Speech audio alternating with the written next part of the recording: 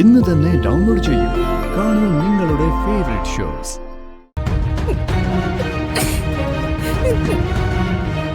ചേച്ചി,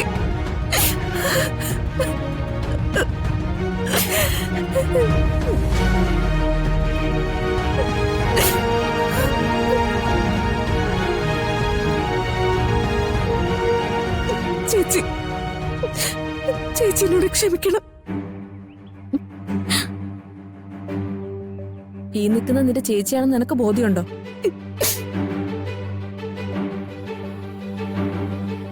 ഇത്രയും സമയം നീ ഇവിടെ ആരോടത് പറഞ്ഞിട്ടില്ലല്ലോ.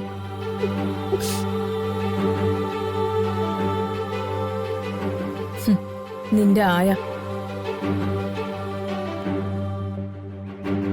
നിന്റെ കാല് തുടയ്ക്കാനുള്ളത്, നിന്റെ ചെരുപ്പ് തുടയ്ക്കാനുള്ളത്. അങ്ങനെയല്ലേ രാധിക നീ ആളുകളുടെ മുന്നിൽ പ്രസന്റ് ചെയ്തിരിക്കുന്നത്?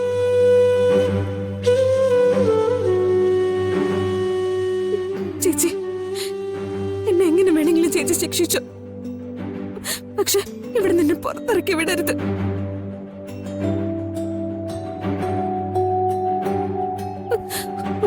പുറത്തിറക്കി വിട്ട പിന്നെ ഞാൻ ജീവിച്ചിരിക്കില്ല. അത് വല്ലാത്തൊരു ഭീഷണിയാണല്ലോ. രാധിക മോൾക്ക് ടെൻഷൻ ഉണ്ടാക്കാൻ അത് ധാരാളം മതി. പക്ഷേ ഇക്കാര്യത്തിൽ നിന്നോട് ക്ഷമിക്കുന്ന പ്രശ്നമേ ഇല്ല.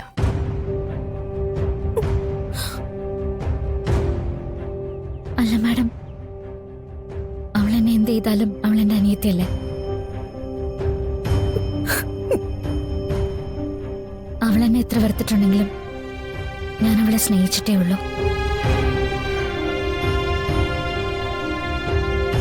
അവളുടെ തെറ്റിന് അവളെ പശ്ചാത്തപിച്ചല്ലോ.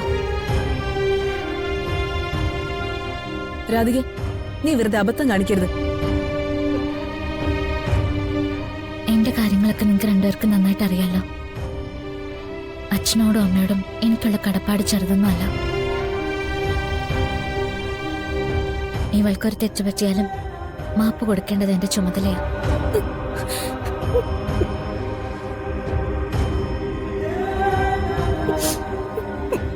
താങ്ക്സ് ചേച്ചി. ഇനി ചേച്ചിയോട് ഒരു തെറ്റ് ഞാൻ ചെയ്യില്ല. അതിലെനിക്ക് വിശ്വാസമൊന്നുമില്ല.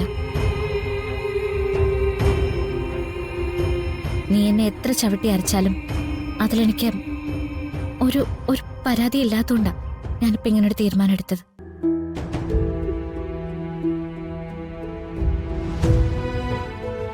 ഫിദ മാഡം, എന്നോട് ക്ഷമിക്കണം.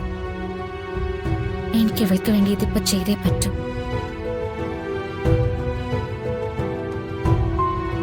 കേട്ടു പ്രിയങ്ക,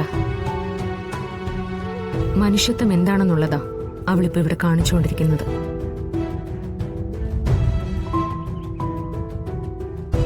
ഈയൊരു തെറ്റ് അവൾ നിന്നോട് ക്ഷമിക്കുമായിരിക്കും. പക്ഷേ ഒരു കാര്യം ഞാൻ പ്രിയങ്കയോട് വ്യക്തമായിട്ട് പറയാം.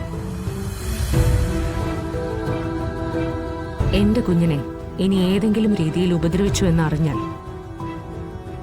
അതിന്റെ പ്രതികരണം വളരെ രൂക്ഷമായിരിക്കും.